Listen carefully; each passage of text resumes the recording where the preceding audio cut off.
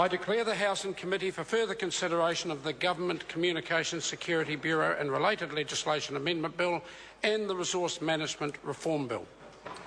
Mr. Speaker. Mr. Chairman.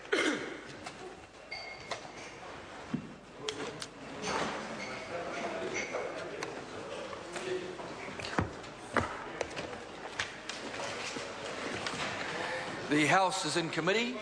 Kia ora tātou, no reira te whare, inga iwi, inga rio, inga hawe wha, tēnā koutou, tēnā koutou katoa.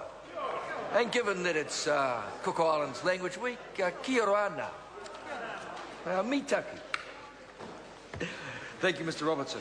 The House is in committee for further consideration of the Government Communications Security Bureau and related legislation amendment bill, and further consideration of the Resource Management Reform Bill. No, I'm not taking any call. Members, we turn first to the Government Communications Security Bureau and related legislation amendment bill.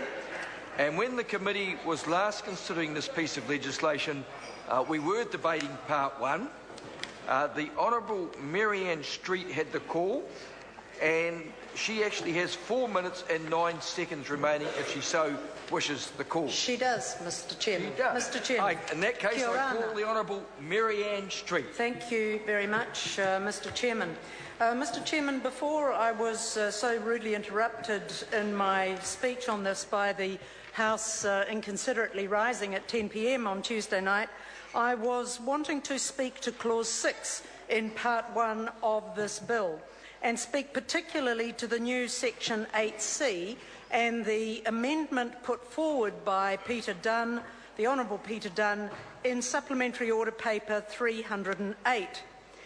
At that time I said it's clear we are meant to be eternally grateful for this amendment, but I want to introduce some material to the House this afternoon, Mr. Chair, which goes to the point that that is the very least that should be changed about the bill.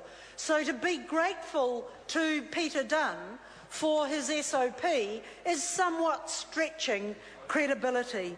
Mr. Chairman, 8C was the bit that contained the part that said that the function of the Bureau was to cooperate with and provide advice and assistance to basically any department, any government department. It included and specified New Zealand Police, the Defence Force, the Security Intelligence Service, and any department made within the meaning of the Public Finance Act. Mr. Chairman, I want to labour this for a moment, because the point about that is that that has to be one of the most offensive clauses in this piece of legislation. Yes, Peter Dunn's amendment deletes the last part of that section. But the reason it is offensive is that it allows by order in council made on the recommendation of the Minister, so not by any legislative prescription, not by listing here in the legislation which departments might be affected. Was it going to be the Ministry of Health? Was it going to be the Ministry of Social Development? Was it going to include work and income? Instead of listing those things, it simply said the Minister, by order in council, would be able to name any department at all that the GCSB could come in and assist, any department at all. Now, Mr. Chairman, the Regulations Review Committee applied itself to this particular part.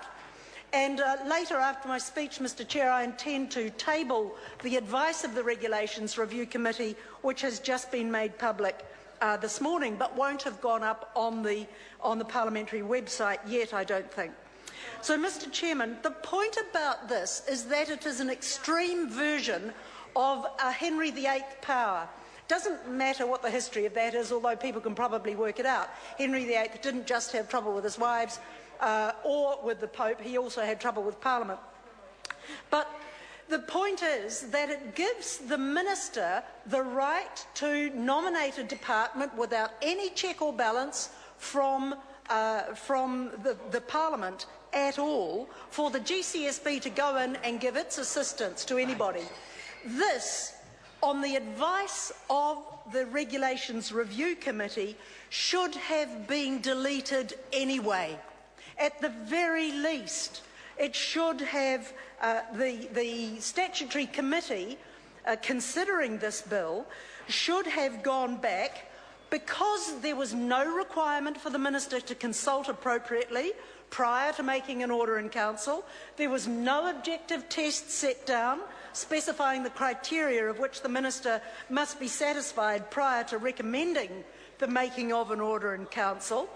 There was no reference to other pieces of legislation, such as Section 50 of the Search and Surveillance Act 2012, which provided, Mr. Chairman, Mr. Chair, Mr. Chairman. The Honourable Mary-Ann Street. Thank you very much, Mr. Chairman. That Section 50 of the Search and Surveillance Act actually provided some tests, some objective tests against which their abilities may be discharged, their functions may be discharged. Mr. Speaker, Mr. Chairman, the point about this is that it was the worst of all of the bad parts of this bill. This was something that gave no prohibition to the Minister or to the Government to tell the GCSB to exercise its functions on any department at any time for any purpose. It didn't have to meet criteria. There was nothing that had to be consulted on. Peter Dunn wants us to believe that he has done us a favour with his SOP, with his amendment that deletes that. I would say to that member, Mr. Chairman, I would be grateful if it were not for the next bit in the legislation. And the next bit in the legislation is 8C2, and it says this: to avoid doubt, the Bureau may perform its function under subsection 1. Now, if Peter Dunn's amendment is passed, and we will support it because this was a reprehensible piece of the legislation to start with, to perform its function under subsection 1, even though the advice and assistance, this is in Part C, might involve the exercise of powers by or the sharing of the capabilities of the Bureau, that the Bureau is not or could not be authorised to exercise or share in the performance of its other functions. In other words, it's going to have the ability to do what it wants anyway.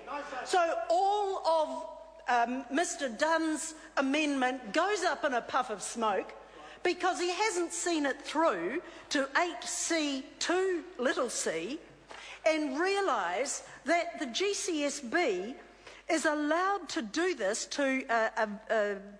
it can give its advice and assistance, even though that might involve the exercising of powers that it's not authorised to have. Mr. Chairman, the members opposite have made a huge song and dance about what oversight there is going to be of the GCSB. This gives the lie to that assertion. There is no oversight. There is no check and balance on the GCSB, and I would say to the Honourable Peter Dunn, who would probably have wanted his political epitaph to be Minister of Common Sense, that he is likely now that his political epitaph, when it comes either voluntarily or by force, his political epitaph will now be willing buyer, willing seller. As soon as that man uttered those words, he gave up the right to strut around this Parliament as some kind of conscience and gatekeeper for this Parliament. The self-righteous prancing of this man knows no bounds. And yet when it comes down to the words on the page, he trips at the last hurdle. He trips at the last hurdle because he's not prepared to see it through. What he did, Mr. Chairman, was the bleeding obvious. All his amendment does is provide what should have happened anyway and would have happened if the advice of the Regulations Review Committee had been taken into account. So he does it by amendment but does not look ahead, thinks, how can I persuade people that I'm still this man of common sense and utmost integrity that has allowed me for years to stride the middle way in this Parliament. There's another word for people who stride a middle way, Mr. Chairman. Fence sitter is one of them. But he has made a virtue of his ability to work with anybody who wants to work with him. And on this occasion, his epitaph will be willing buyer, willing seller. And that is the end of that man's reputation. There have been a number of biblical allusions referred to, Mr. Chair, in the course of this debate, some reference to Judas Iscariot and 30 pieces of silver. I would like to make another biblical allusion, and that is, I wonder if the deal that Peter Dunn has got is Katrina Shanks's head on a platter. I call the Honourable Member Kamaljeet Singh Bakshi. Mr. Chair, I move the